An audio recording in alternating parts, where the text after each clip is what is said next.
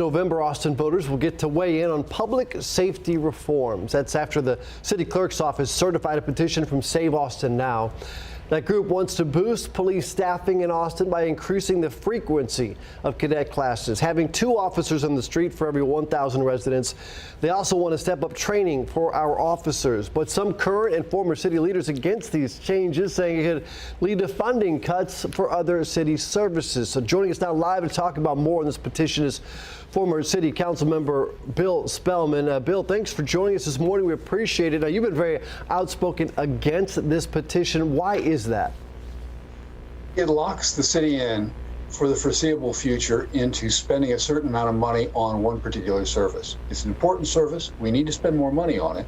We shouldn't be locked in. If we're locked into 2.0 officers per 1,000 and more training, and particularly if we have to do it right now, which is what the proposition calls for, that's going to take money away from all the other services. And if something else comes up, if we have an emergency elsewhere, we won't be able to spend any money to be able to mitigate that emergency. All of our money is going to be tied up in buying more police officers. Now, we've talked about it over the last couple of weeks here, though. They need more officers. More than 100 officers are needed. Do you agree with that? And if so, how do you think they should be funded?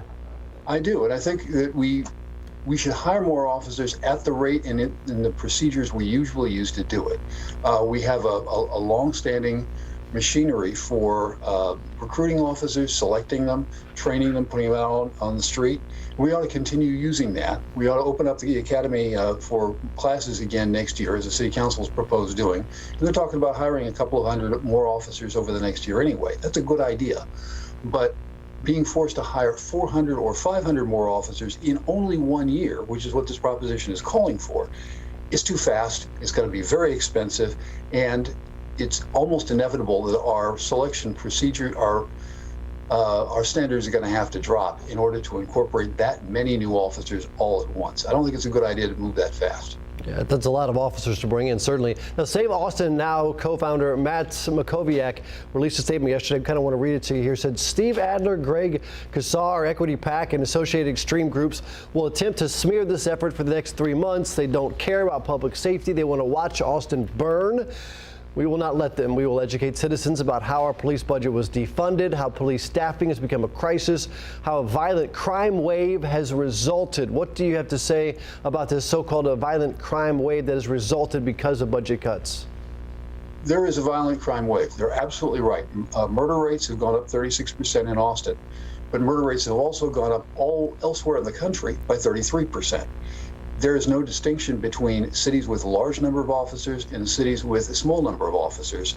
If you got some cities have 3 times as many officers per 1,000 as Austin does, their murder rates went up just as much as Austin's did. And this is all through Texas, all through the United States. I don't think you can blame this on the number of officers. I think there's something that's associated with the pandemic, which is causing the murder rates to increase. Well, if the proposition does fail, what can the city do to address the current staffing shortage for Austin police? Because, again, we need, obviously, hundreds of officers. We do need more officers, and we need them as quickly as we reasonably can. And as quickly as we reasonably can, I think, is the right answer to the question here. We have a machinery for recruiting, selecting, training officers.